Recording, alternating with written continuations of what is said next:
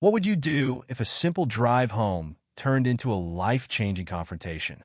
On a freezing winter night in Aurora City, Jacob Lynn, a respected city councilman, finds himself pulled over by two officers for a traffic violation that doesn't seem to exist. What begins as a routine stop quickly spirals into something much darker, an encounter that tests his composure, dignity, and belief in justice. As the officers push their authority to humiliating extremes, Jacob faces a choice: bow to the abuse or stand firm for the principles he spent his career fighting for. Little did he know, this night would not only alter his life, but ignite a movement that no one in Aurora could have anticipated. Stay tuned. This is a story of power, humility, and the unexpected consequences of a single moment. Before we dive into this incredible story, let us know where you're watching from. Is the weather chilly where you are? If so, be sure to bundle up and stay warm. And don't forget to hit the subscribe button so you never miss another inspiring story like this. Let's get started. The night was cold and unforgiving, with a sharp wind cutting through the deserted streets of Aurora City. Jacob Lynn, a respected city council member and chairman of the Police Accountability Board, gripped the steering wheel of his silver sedan as he navigated home after a grueling council meeting. The clock on the dashboard blinked 11:43 p.m., and the temperature hovered just above freezing, with frost creeping across the edges of his windshield. Jacob's thoughts swirled with the evening's debates, particularly the contentious argument over reallocating police funds toward community programs. Jacob had strongly advocated against the department's request for military-grade equipment, pushing instead for better training in de-escalation tactics and bias awareness. The tension in the room had been palpable, with certain members of the council vehemently opposing his stance. But for Jacob, this was more than politics. It was about justice and ensuring the citizens of Aurora City felt protected, not preyed upon. The streets were eerily quiet, save for the occasional car or distant bark of a dog. Jacob allowed himself a small moment of anticipation as he neared home. He pictured his wife, Emma, waiting up for him with a warm meal in the microwave, as she always did on his late nights. The warmth of his modest suburban home was just 15 minutes away, a comforting thought after the icy tension of the council chamber. That sense of comfort shattered with a sudden flash of red and blue lights in his rearview mirror. Jacob's chest tightened as he glanced at the speedometer. He wasn't speeding, and his car, meticulously maintained, had no apparent issues. Confused but calm, he flicked on his turn signal and pulled over under a street lamp, following the safety protocols his retired police officer father had drilled into him years ago. Two officers exited the patrol car, their silhouettes cutting sharp figures against the stark beam of their headlights. One approached on the driver's side, while the other lingered near the passenger door, scanning the vehicle. Jacob lowered his window slightly as the officer on his side knocked sharply on the glass, his flashlight glaring directly into Jacob's eyes. "License and registration," the officer demanded, his tone clipped and devoid of any professional courtesy. His name tag read Officer Grant. Jacob noted the absence of a greeting or explanation for the stop, a small but telling detail. "Good evening, officer," Jacob replied, keeping his voice measured and respectful as he reached for his wallet. "May I ask why I've been pulled over?" Grant's partner, Officer Monroe, shifted his stance, his hand resting on the handle of his holstered firearm, a deliberate and unsettling act of intimidation. The air grew tense, and Jacob could feel the weight of the moment pressing down on him. "Your taillight is out," Grant said flatly, though Jacob knew this to be untrue. He had just had his car serviced, and the mechanic had ensured everything was in working order. Still, Jacob chose his words carefully. "I believe there might be a mistake," he said evenly, offering his documents. "I had my car inspected just last week." Grant straightened, his demeanor hardening. "Step out of the vehicle," he ordered, his voice laced with authority and irritation. The abrupt command sent a ripple of unease through Jacob. It was freezing outside, and there seemed no legitimate reason for this escalation. "Officer, is this really necessary?" Jacob asked, trying to mask his growing frustration. "I said step out of the vehicle," Grant barked, his voice echoing through the deserted street.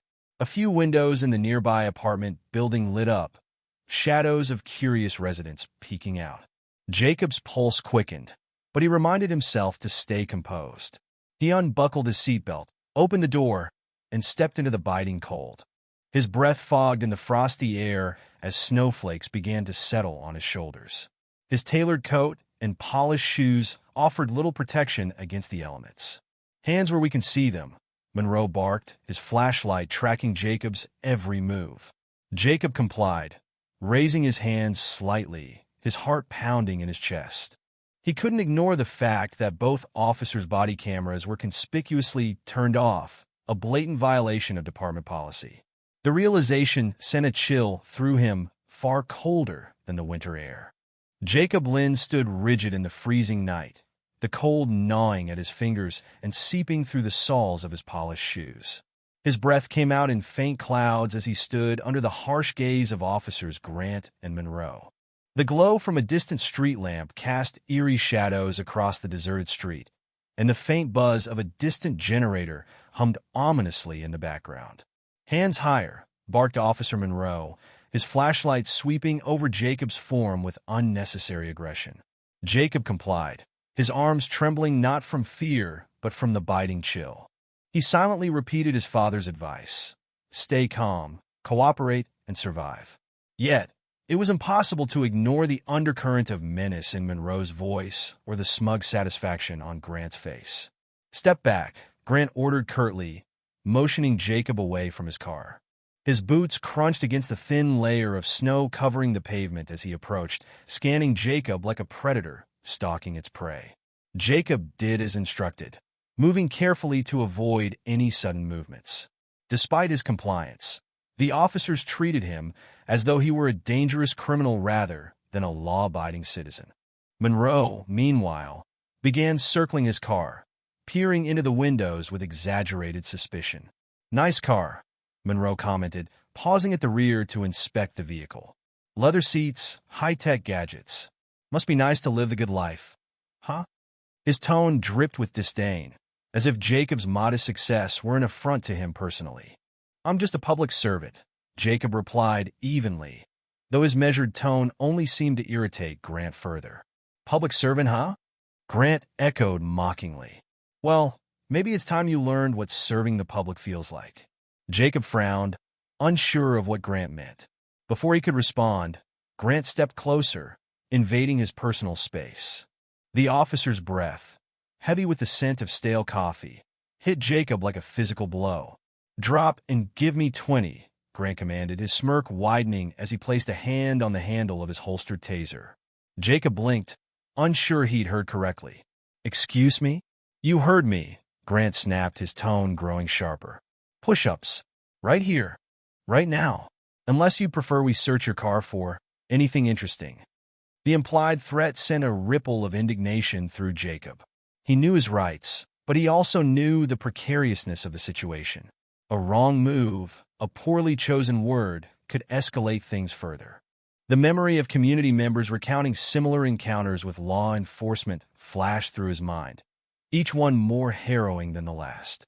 "This isn't standard procedure," Jacob said carefully, trying to maintain his composure. "Well, I'm not your standard officer," Grant retorted with a grin. "Now, get down before I add another 10. Jacob glanced at Monroe, hoping for some intervention, but the younger officer simply leaned against the car, his phone out, recording the scene. The cold, hard reality of the moment hit Jacob with the force of a gale. These men weren't interested in justice. They wanted humiliation. His humiliation. With a slow, deliberate breath, Jacob knelt on the icy pavement. The cold bit through the fabric of his suit pants, sending a sharp jolt through his knees. He placed his hands on the ground, the frost-covered pavement numbing his palms almost instantly. "Count them out loud," Grant ordered, his voice laced with smug satisfaction. Jacob's voice was steady but strained as he began. 1, 2, 3.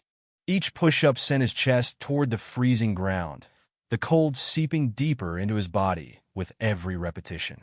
His once pristine suit, a mark of his professionalism and dignity, now dragged through the dirty snow, ruined.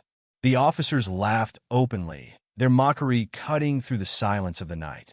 Looks like he's not as fancy as he thought, Monroe quipped, his phone still trained on Jacob. Jacob gritted his teeth, forcing himself to continue. He focused on the numbers, each one a silent protest against the injustice he was enduring. 12, 13, 14. As he pushed himself through the ordeal, he noted every detail, the smirks on their faces, the casual way Grant adjusted his holster, the badge numbers gleaming under the street lamp. Number 2471 for Grant and number 3229 for Monroe. Details mattered. They were the keys to holding these men accountable. Above, lights flickered on in the surrounding apartment buildings. Jacob could feel the weight of unseen eyes watching from behind frosty panes.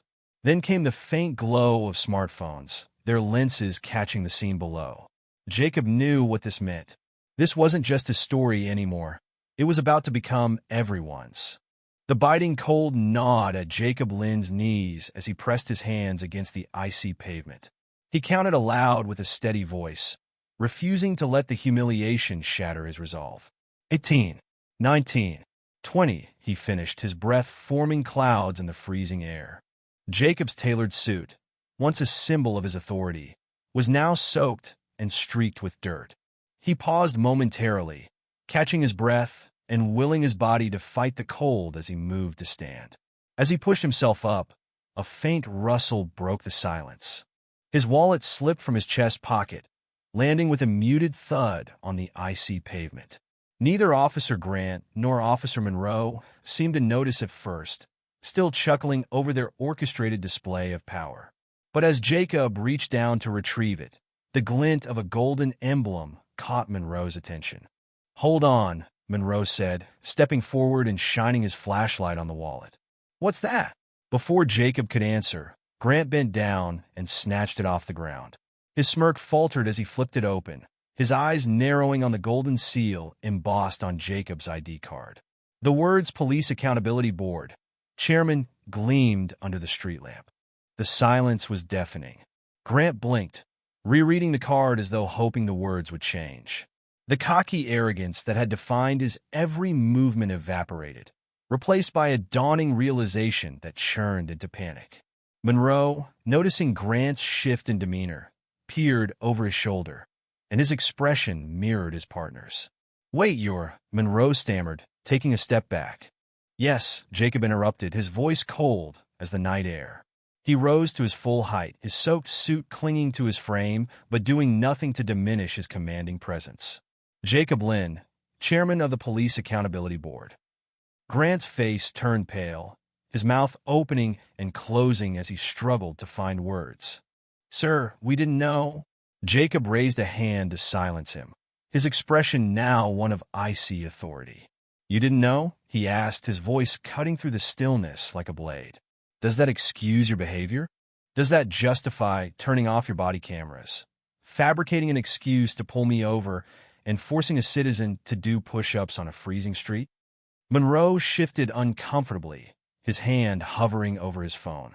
The earlier smirk was gone, replaced with the nervous energy of someone desperate to escape the consequences of their actions. "I suggest you stop filming and focus on listening," Jacob said sharply, his eyes locking onto Monroe's. "And before you think about deleting that video, let me remind you, tampering with evidence is a felony." Monroe's hand froze, his grip tightening around the phone, but not daring to move. The weight of Jacob's words, spoken with the authority of his position, seemed to root the officer in place. Grant, still holding Jacob's wallet, took a step forward, his earlier bravado replaced with a stammering attempt at damage control. "Mr. Lynn, this was a misunderstanding. We didn't mean any." "Enough," Jacob snapped, his tone brooking no argument.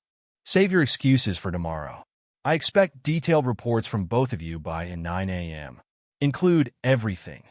Why your body cameras were off, why you fabricated a broken taillight, and why you felt it was appropriate to humiliate me on the side of the road." Grant tried again, his voice trembling. "Sir, please." Jacob's glare silenced him. He stepped closer, his presence now towering over the two officers. "You've just shown me exactly why this department is in desperate need of reform," he said, his voice low but cutting. "And let me be clear. Your actions tonight will not go unnoticed. Monroe glanced at Grant, the unspoken panic in his eyes mirroring his partner's. Both men stood frozen, their earlier confidence shattered. The distant buzz of smartphones recording from nearby windows was a reminder that this wasn't just between them and Jacob. The entire city would soon know. Jacob leaned down, plucked his wallet from Grant's trembling hand, and brushed off the slush with deliberate precision. "You have until tomorrow morning," he said, his voice calm, but laced with unmistakable authority. "And I would advise you to be thorough. There will be no room for lies or omissions." Grant nodded stiffly, his face a mask of thinly veiled dread. Monroe swallowed hard, the weight of Jacob's warning settling over him like the snow falling softly around them. Without another word, Jacob turned and walked toward his car. The warmth of the heater was a small comfort as he slid into the driver's seat, his wet clothes sticking uncomfortably to his skin. He glanced in the rearview mirror, where Grant and Monroe still stood, their rigid postures illuminated by the street lamp. They looked smaller now, stripped of the bravado they had wielded so recklessly. Jacob allowed himself a moment to take in the sight before pulling away, his mind already racing with plans for the next day. The humiliation he had endured tonight was a stark reminder of the power dynamics that plagued not just him, but countless others in his city. But Jacob Lynn wasn't just any citizen. He had the means to ensure accountability, and he intended to use them. As he drove through the quiet streets of Aurora City, the snow falling steadily around him, Jacob felt a fire ignite within him. Tomorrow, this injustice would no longer remain in the shadows. The system that had allowed it to fester would be brought into the light, and change, true, lasting change, would begin. Tonight he was a victim, but tomorrow he would become the catalyst for reform. Jacob Lynn sat in his living room, staring at his phone as it buzzed relentlessly with notifications.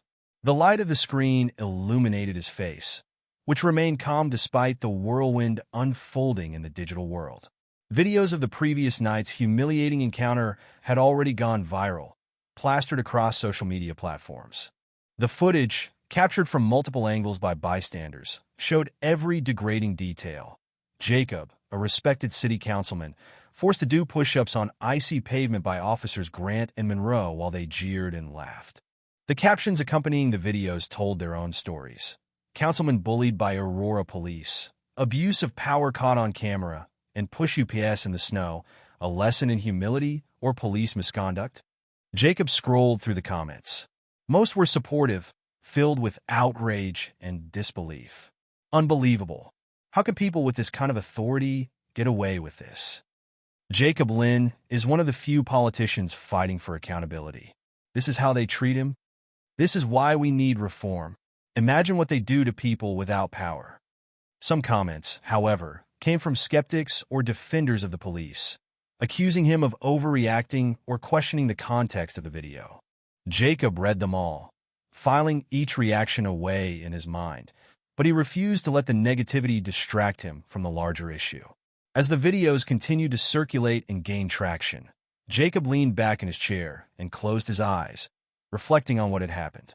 The officer's behavior wasn't just about two individuals drunk on power. It was a symptom of a deeply flawed system. For years, he had listened to residents of Aurora City recount similar stories at public forums and town hall meetings. Tales of humiliation, intimidation, and unchecked authority had become all too common. Jacob had always considered himself an ally to these citizens, advocating for reforms and pushing for accountability. But last night, he truly understood their pain in a way he never had before. The cold, the humiliation, the helplessness, it was visceral and unforgettable. It was no longer just a policy issue. It was personal. He picked up his tablet and began jotting down notes, each word sharpened by his determination. Body camera compliance. Enforce strict usage with severe penalties for noncompliance. Independent investigations. Empower civilian oversight to ensure transparency. Mandatory training. De-escalation techniques and implicit bias training for all officers. Public accountability. Strengthen community channels for reporting and addressing misconduct. By the time he looked up, The faint light of dawn was beginning to creep through the blinds. At 6:30 a.m., Jacob made his first call to his assistant, Clara Reed. Despite the early hour, Clara answered on the second ring. Her voice was sharp and professional, as always. "Good morning, Mr. Lin," she said, skipping pleasantries. "I assume this is about the videos?" Jacob nodded, though she couldn't see him. "Yes. I need you to organize an emergency meeting of the Police Accountability Board for 10 a.m. Make sure all members are present, either in person or virtually. Also, gather every citizen complaint filed against Officers Grant and Monroe in the past 5 years. I want a complete record of their conduct." "Understood," Clara replied. "Anything else?" "I need all available footage from the traffic cameras near 5th and Laurel from last night," Jacob added, "and compile a summary of the department's compliance with body camera policies for the last year." Clara hesitated for only a moment. "That might take a few hours, but I'll prioritize it." "Thank you, Clara," Jacob said. "This isn't just about last night. We're going to fix this for everyone." As Jacob prepared for the day ahead, the online conversation continued to swell. By mid-morning, local news stations had picked up the story, replaying clips of the viral videos with added commentary.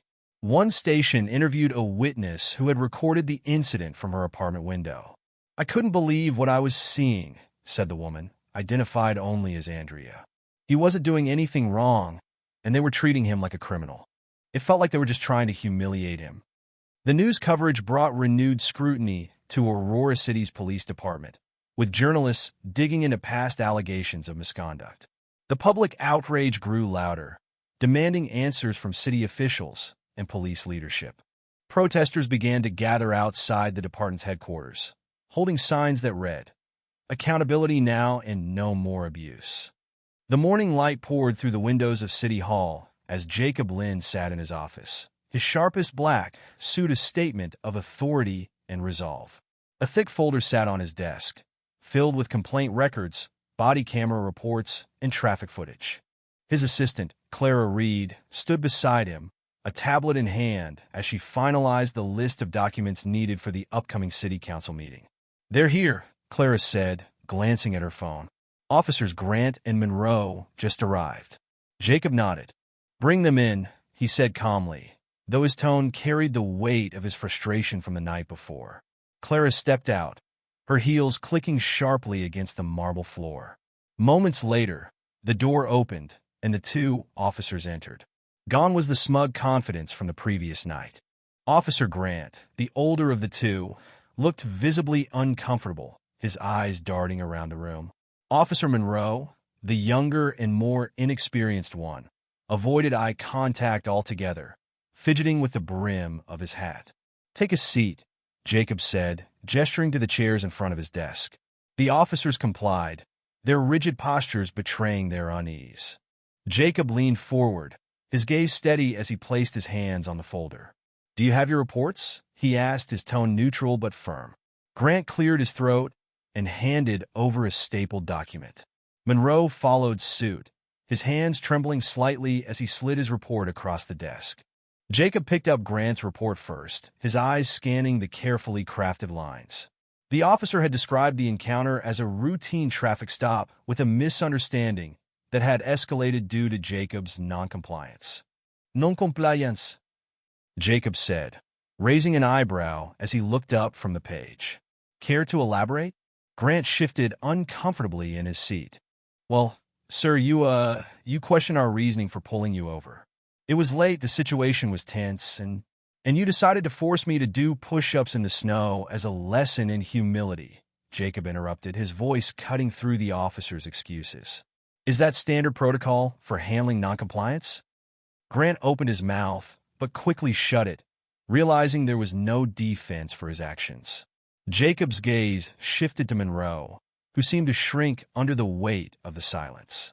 "And you, Officer Monroe," Jacob continued, picking up the second report. "Your account suggests I volunteered to perform the exercises. Do you stand by that statement?" Monroe hesitated, his face pale. "Sir, I might have misremembered some details." "Misremember?" Jacob echoed, his voice sharp. He reached for the remote on his desk and pressed a button. The large monitor on the wall flickered to life, displaying the traffic camera footage from the previous night. The room fell silent as the video played. It showed Jacob's car driving within the speed limit, stopping at every light and pulling over smoothly under the officer's flashing lights. There was no swerving, no sign of a broken taillight, nothing to warrant the stop. The footage transitioned to show Jacob stepping out of the car, his calm demeanor contrasting starkly with the officer's aggressive postures. Jacob paused the video at the moment where Grant barked, "Drop and give me 20, his voice echoing coldly through the speakers. "Does this refresh your memory, Officer Monroe?" Jacob asked, his tone icy. Monroe swallowed hard, his eyes fixed on the floor. "Yes, sir," he murmured, barely audible. Jacob resumed the footage, now switching to a clip from a bystander's phone. The video captured the officers laughing as Jacob performed push-ups on the icy pavement, their taunts clearly audible. "Explain to me," Jacob said, addressing both men, "how this aligns with your sworn duty to protect and serve." Neither officer answered. Grant's jaw tightened, and Monroe looked like he wanted to disappear into his chair. Jacob leaned back in his chair, letting the silence stretch uncomfortably before speaking again. "Do you know what this footage represents? It's not just a record of your misconduct. It's evidence of a deeper, systemic issue. The arrogance, the disregard for policy, the abuse of power. You are both symptoms of a much larger problem." He picked up their reports and placed them back on the desk. "Here's what's going to happen. These reports will be part of the evidence I present at today's City Council meeting, along with this footage and the citizen complaints against you, 17 in total, none of which were properly investigated." Grant's face turned red. "Sir, with all due respect, this feels like a personal vendetta." Jacob's eyes narrowed. "This isn't personal. It's about accountability, something this department has been lacking for far too long." Grant and Monroe exchanged nervous glances. Monroe, visibly shaken, finally spoke up. "Mr. Lynn, I realize now that what we did was wrong. I'm sorry." Jacob studied him for a moment, noting the genuine regret in his tone. But his resolve didn't waver. "Apologies don't erase what happened, Officer Monroe, and they certainly don't erase the harm you've done to others." He stood, signaling the end of the meeting. "Prepare yourselves. This is far from over." The officers rose slowly, their discomfort palpable. Clara appeared in the doorway, holding the stack of files Jacob needed for the council meeting. Grant and Monroe shuffled past her, their heads bowed.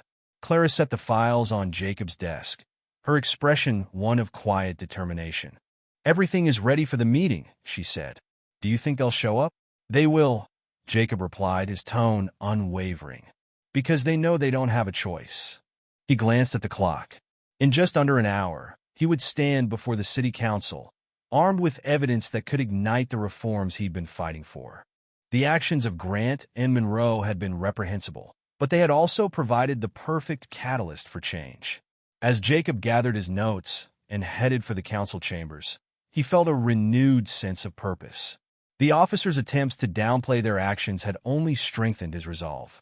This wasn't just about holding two men accountable. It was about dismantling a culture of impunity and replacing it with one of transparency and trust. At 10 a.m. sharp, Jacob entered the conference room at City Hall. The council chambers were packed to capacity by the time Jacob Lynn entered, carrying a thick binder of evidence under one arm. The air buzzed with tension and anticipation. Rows of concerned citizens filled the seats, while news cameras lined the back wall, their lenses trained on the podium. Council members sat at the long, semicircular table at the front, their faces a mixture of curiosity and unease. Jacob adjusted his tie, meeting the gazes of several council members as he approached the podium. His assistant, Clara Reed, stood off to the side, her tablet at the ready. On her cue, the large screen behind Jacob lit up, displaying a title slide that read, "Police Accountability, a Case for Urgent Reform." "Good morning, colleagues, members of the public, and citizens of Aurora City," Jacob began, his voice calm but resolute. "Today, I stand before you not only as the chairman of the Police Accountability Board, but also as a citizen who experienced firsthand the consequences of unchecked power." A murmur rippled through the audience. Jacob paused, letting his words settle before continuing. What I endured last night wasn't unique. It was simply the latest in a long series of incidents that reflect a systemic problem within our police department. Jacob turned to the screen as Clara advanced the slides. The first image was a still shot from the traffic camera footage, showing his car stopping at the intersection where the incident began. "This," Jacob said, pointing to the screen, "is where I was pulled over. The officers claimed my taillight was out. As you can see from this footage, that was not the case." The video played, showing Jacob's vehicle moving smoothly and in full compliance with traffic laws. The audience watched intently, the silence heavy with disbelief. When the footage transitioned to the bystander video, capturing the officers ordering Jacob to perform push-ups in the snow, a wave of gasps and murmurs spread through the room. "I complied with their demands," Jacob said, his tone unwavering. "Not because I was guilty of anything, but because I knew the consequences of resistance could be far worse." He allowed the video to play a few seconds longer, the officer's taunts echoing through the chamber, before gesturing for Clara to pause it. "This is not policing. This is abuse of power." Jacob moved to the next slide, displaying a bar graph. In the past 5 years, Officers Grant and Monroe have had 17 citizen complaints filed against them. None of these complaints were thoroughly investigated.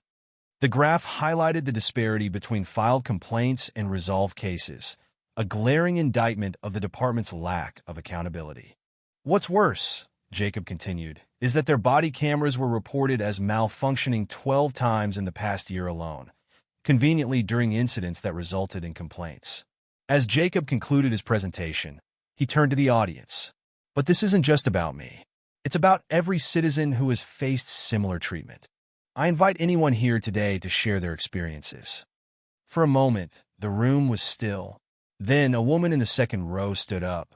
Her name was Lila Perez, a middle-aged mother with a quiet but determined presence. "My son was stopped by the police last year," she began, her voice trembling slightly. "He was 15, walking home from basketball practice. They said he matched the description of a suspect and made him sit on the curb for an hour in the rain. He was terrified." Another hand shot up. This time, it was an older man, Henry Caldwell, who leaned heavily on a cane. "I've lived in this city for 70 years, he said, his voice rich with age and experience. "Last summer, I was pulled over for rolling through a stop sign. I never got an apology when the officer realized he'd made a mistake. Just a ticket for something I didn't do." The floodgates opened. One by one, citizens rose to share their stories of wrongful stops, intimidation, and humiliation. Their voices painted a vivid and heartbreaking picture of the deep mistrust between the community and the police. As the testimonies poured in, Jacob scanned the faces of the council members. Some looked visibly shaken, while others scribbled furiously on their notepads. He could see the weight of the moment pressing down on them. When the last speaker sat down, Jacob returned to the podium. "What you've heard today isn't new," he said. "These stories have been shared in meetings, written in complaints, and posted on social media. But they've been ignored." He let the words hang in the air before continuing. "We can no longer afford to ignore them. This is not just a matter of public safety. It's a matter of justice, trust, and the integrity of our city." Jacob turned to the council members.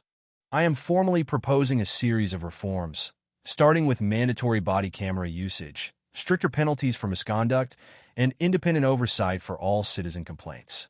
These changes are not optional. They are necessary." The room erupted in applause, citizens rising to their feet in support of Jacob's call for action. The noise was deafening, a powerful signal of the community's demand for change. As the applause subsided, Council President Margaret Hale leaned into her microphone. "Mr. Lynn, I think I speak for everyone here when I say your courage and leadership are inspiring. I propose we take an immediate vote on your reform package." The council members nodded in agreement, their earlier hesitations replaced with determination. Margaret called for the vote, and one by one, the members raised their hands in support. When the last hand went up, Jacob allowed himself a small smile. "The reforms have been unanimously approved," Margaret announced, her voice steady but filled with emotion. As Jacob gathered his materials and prepared to leave, Clara approached him, her expression a mix of pride and exhaustion. "You did it," she said softly. "No," Jacob replied, glancing at the crowd of citizens still standing in support. "We did it." The momentum had shifted. What began as a personal ordeal had transformed into a collective movement for change. For the first time in years, Jacob felt a glimmer of hope, not just for himself, but for the entire city. But he knew the battle was far from over. Real change would require more than policies on paper. It would demand vigilance, enforcement, and a continued partnership between the police and the community they served. As Jacob stepped out into the crisp winter air, he looked at the protesters gathered outside City Hall, their signs now symbols of a movement gaining unstoppable momentum. This was just the beginning. The council chambers, still buzzing with energy from the unanimous vote, began to empty as reporters hurried out to file their stories. Jacob Lynn remained at the podium for a moment, watching the back of the room as citizens gathered in small groups, their discussions charged with hope and determination. The reforms he had proposed, once viewed as lofty ideals, were now officially part of Aurora City's framework. Clara Reed approached him, holding her tablet tightly. "That was monumental," she said, her voice hushed yet triumphant. "But the fallout is already starting. Chief Darrell Weston has requested an urgent meeting with you. And there's this." She handed Jacob her tablet, displaying a fresh news alert. The headline read, "Aurora Officers Grant and Monroe resign amid scandal." Jacob read the article quickly. The story detailed the officers' resignations, prompted by mounting public pressure and the damning evidence presented at the council meeting. Neither Grant nor Monroe had given a statement, but anonymous sources within the department hinted that their departures were an effort to mitigate further damage to the department's reputation. Jacob handed the tablet back to Clara. "They may be gone, but the system that enabled them remains. We've only scratched the surface." Later that afternoon, Jacob sat in his office, preparing for his meeting with Chief Weston. His desk was piled with files, each one representing a case of misconduct ignored or buried under bureaucracy. The chief arrived promptly, his face lined with tension. Weston was a tall, broad-shouldered man with a reputation for loyalty to his officers. But today his confident demeanor had been replaced with visible unease. "Mr. Lynn," Weston greeted, extending a hand. Jacob shook it briefly and gestured for him to sit. "Chief Weston, thank you for coming. I trust you've seen the footage and the reports we discussed at the council meeting." "I have," Weston admitted, his voice low. "And let me start by saying that what happened to you is unacceptable. Officers Grant and Monroe's actions don't reflect the values of the Aurora Police Department." Jacob tilted his head slightly. "With respect, Chief, the data suggests otherwise. 17 complaints against those officers alone. Dozens more across the department. And a systemic issue with body cameras conveniently malfunctioning during critical incidents. If these aren't reflective of the department's values, then the problem is much bigger than 2 rogue officers." Weston shifted in his seat, clearly uncomfortable. "I won't deny that we've had our share of challenges. But reform takes time. These issues can't be fixed overnight." "Time is a luxury we no longer have," Jacob replied firmly. "The council has approved the reforms. It's now your responsibility to implement them. Mandatory body cameras, independent oversight, de-escalation training. These are non-negotiable." Weston sighed, running a hand through his graying hair. "I'll do what's necessary, but I'll need your support to ensure the rank-and-file officers buy in.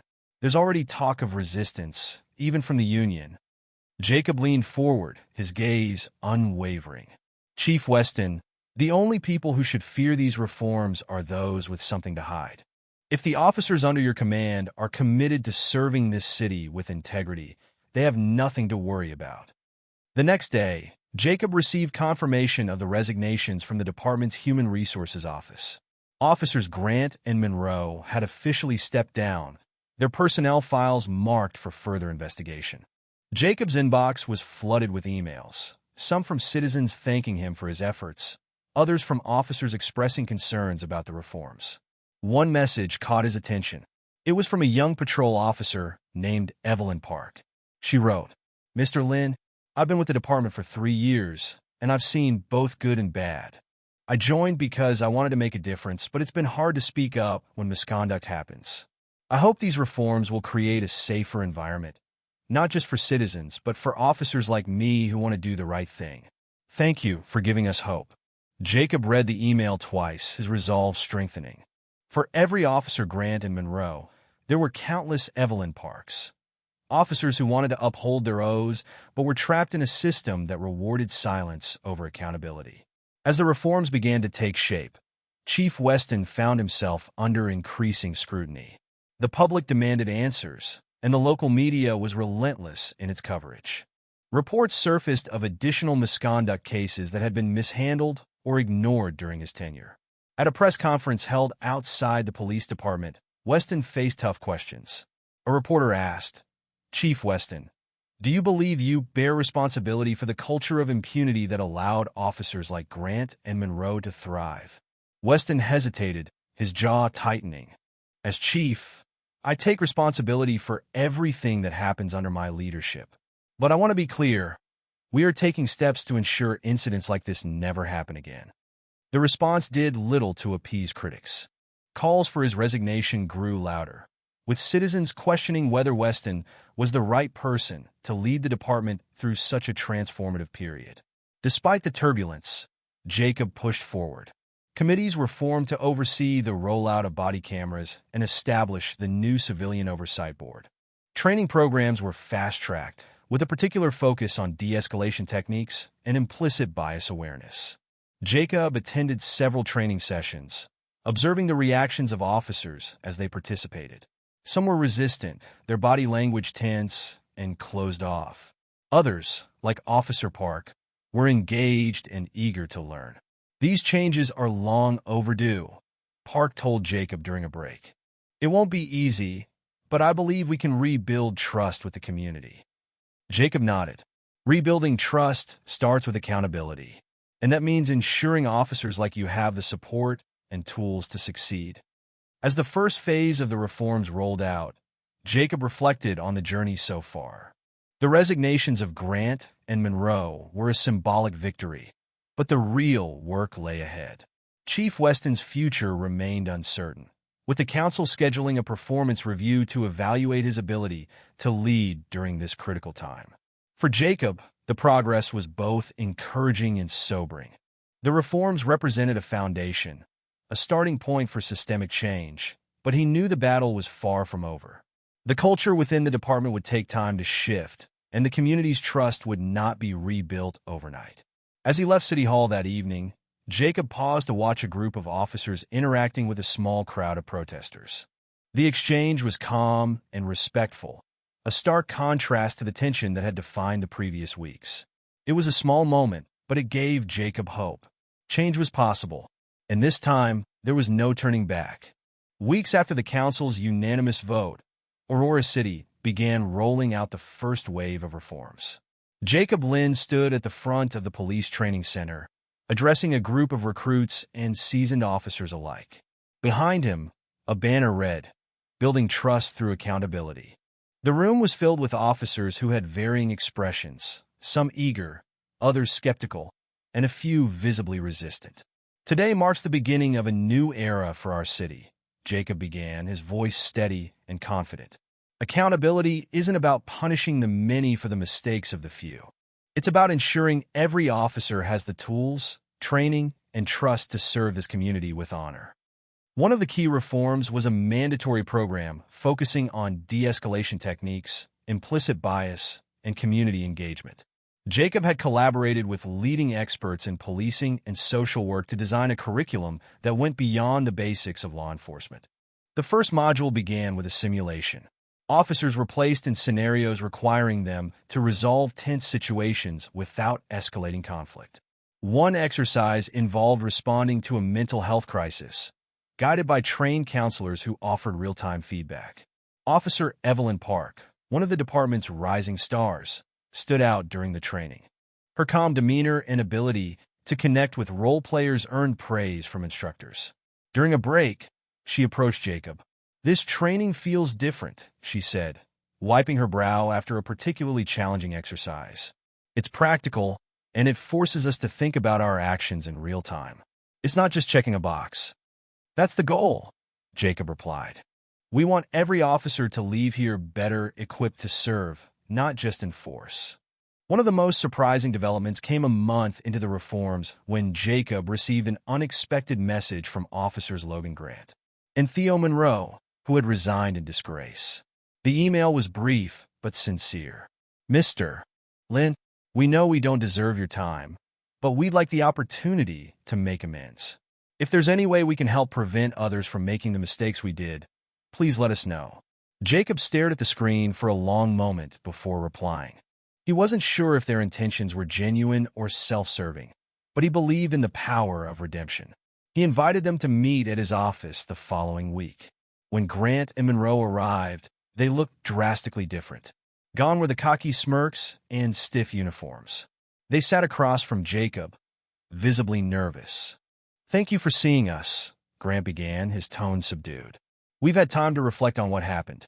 Losing our jobs was a wake-up call, but what really stuck with me was seeing the community's reaction. It made me realize how much damage we've caused, not just to you, but to the trust people had in us."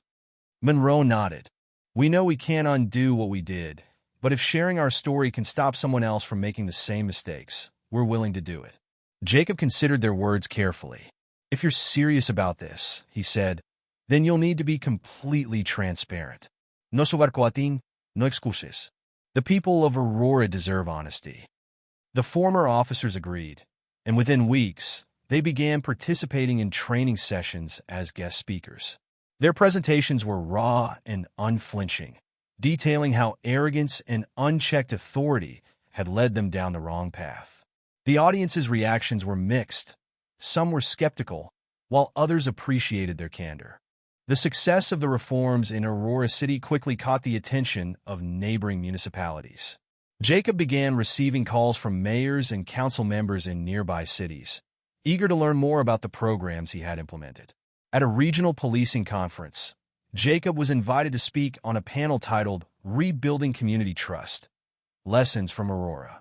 The audience included law enforcement officials, civic leaders, and community activists from across the state. During his presentation, Jacob outlined the key components of Aurora's reforms, emphasizing the importance of collaboration. "These changes didn't happen because of one person," he said. "They happened because citizens, officers, and leaders came together with a shared vision for accountability and trust." Grant and Monroe accompanied him to the conference, sharing their experiences as cautionary tales. Their involvement lent credibility to the reforms, demonstrating that change was possible even for those who had erred. "It's not easy to stand here and admit we were wrong," Grant said during a Q&A session. "But if doing so helps others understand the consequences of their actions, it's worth it." Back in Aurora, the reforms extended beyond the police department. Jacob spearheaded a series of community forums where residents could voice their concerns directly to officers. These events were designed to foster dialogue and understanding, breaking down the barriers of mistrust. At one such forum, a young man named Andre stood up to speak. "A year ago, I wouldn't have even shown up to something like this," he said. "I didn't think the police cared about people like me. But seeing the changes happening now, it gives me hope." Chief Darrell Weston, who had initially been skeptical of the reforms, attended the forums regularly. While he still faced criticism for past failures, his willingness to engage with the community earned him cautious respect. As the months passed, Aurora City began to see tangible results. Complaints of misconduct dropped by 40%, and public surveys showed a significant increase in trust between the community and the police.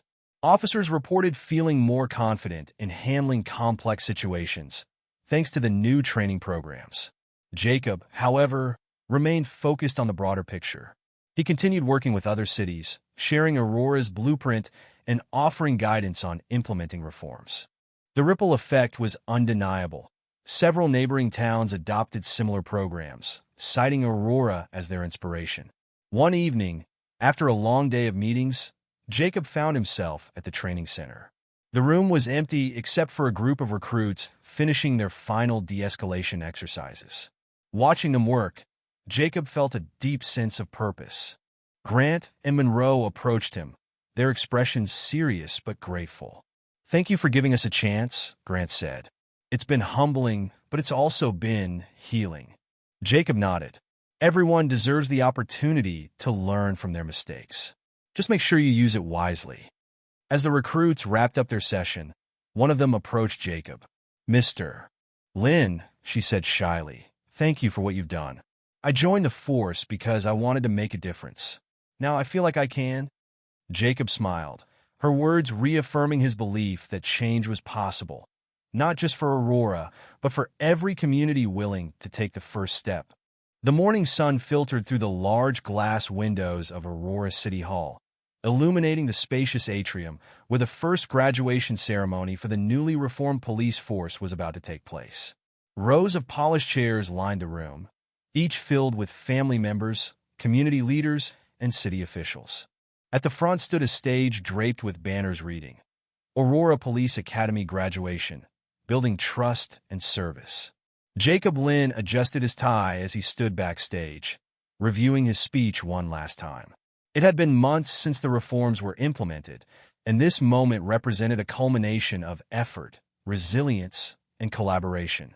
The 42 graduating officers seated in crisp new uniforms embodied the department's fresh start. A diverse group, each member having completed an extensive training program focused on de-escalation, cultural sensitivity, and community service. As the ceremony began, Chief Darrell Weston stepped up to the podium, his voice steady yet reflective. "Today we celebrate more than a group of graduates. We celebrate a new chapter for Aurora's police department. These men and women represent the future of law enforcement, one rooted in accountability, respect, and partnership with the community." Weston's initial reluctance to embrace the reforms had softened over time. Though he still faced scrutiny for his earlier leadership failures, his willingness to implement and champion the changes had helped repair his reputation. The applause that followed his words was genuine, a testament to the progress made. Jacob's turn came next. He approached the podium with calm authority, his gaze sweeping across the sea of faces. "Good morning," he began, his voice carrying through the room. "Today we honor not just these graduates but the values they stand for. This class is the most diverse in Aurora's history. 45% are women, and 30% come from historically underrepresented communities. But diversity is about more than numbers. It's about perspective, empathy, and the ability to serve every member of our city." He paused, letting the words sink in before continuing. "Each graduate has completed over 200 hours of community service as part of their training. They've worked in shelters, mentored at-risk youth, and volunteered with seniors. They've not just learned to protect and serve. They've learned to connect and care." The audience erupted in applause, and Jacob allowed himself a small smile. This was the future he had envisioned, a force that served with humility and humanity. As the graduates lined up to receive their badges, Jacob reflected on the journey that had brought them here. He thought of the initial resistance to the reforms, the difficult conversations with skeptics, and the relentless pushback from some within the department. Yet he also thought of the breakthroughs, the officers who embraced the changes, the citizens who shared their stories, and the overwhelming support from the community. One recruit, in particular, caught Jacob's attention, Officer Grace Ng, who had been one of the most dedicated trainees. A second-generation immigrant, Grace had joined the academy after witnessing her older brother endure unjust treatment at the hands of law enforcement. Her journey through the program had been transformative, and Jacob knew she would be a role model for others. When Grace approached the podium to receive her badge, the applause was thunderous. Jacob handed it to her personally, their eyes meeting for a brief moment. "Make us proud," he said quietly. "I will," Grace replied, her voice firm with determination. As the ceremony neared its end, Jacob returned to the stage to present the latest statistics, a tangible measure of the reform's success. In the past 6 months, he announced, complaints against officers have decreased by 48%. Incidents of excessive force are down by 60%. And trust in the department, as measured by community surveys, has risen by 35%. These numbers aren't just statistics. They're the beginning of a story about what's possible when we work together for change." The audience broke into applause once more, a mixture of pride and hope reflected in their faces. For so long, the relationship between the community and the police had been fraught with mistrust. Now, they were witnessing the first steps toward healing. The ceremony concluded with a special oath, written as part of the reforms. Each graduate stood, placing their right hand over their heart as they recited the words. "I pledge to serve with honor, to protect with fairness, and to uphold the trust placed in me by the people of Aurora. I will act with integrity, compassion, and respect, ensuring that my badge is a symbol of justice, not power." The words resonated deeply with everyone in the room, marking a clear departure from the old ways and a commitment to a new standard of policing. After the ceremony, Jacob mingled with the graduates and their families. He stopped to speak with Officer Evelyn Park, who had been instrumental in mentoring the new recruits. "You should be proud," he told her. "You've helped lay the foundation for something incredible." Evelyn nodded, her smile wide. "It feels like we're finally moving in the right direction. The recruits are ready to make a difference." Nearby, Chief Weston was speaking with members of the press, outlining plans to continue building on the reforms. Jacob watched as Weston confidently fielded questions, a stark contrast to the man he had met months ago. The chief still had a long road ahead, but his commitment to change was evident. As Jacob prepared to leave, he glanced back at the graduates, who were now mingling with their families and community members. Their crisp uniforms and bright smiles were a symbol of what Aurora City had achieved, a testament to the power of accountability and collaboration. Outside the hall, the sun was shining brightly, reflecting off the freshly fallen snow. Jacob took a deep breath, feeling the weight of the past months begin to lift. The work wasn't finished. Reform was an ongoing process, but today was proof that change was possible. Walking to his car, Jacob spotted a group of recruits helping an elderly woman carry her groceries. It was a small gesture, but it spoke volumes about the department's new direction. He smiled, knowing that the future of Aurora's police force was in good hands.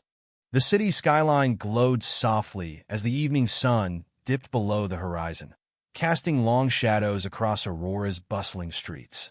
Jacob Lynn sat on a bench outside City Hall, watching the gentle movement of pedestrians and the sound of laughter from a nearby playground. He clutched a steaming cup of coffee, his mind drifting to the events that had led to this moment.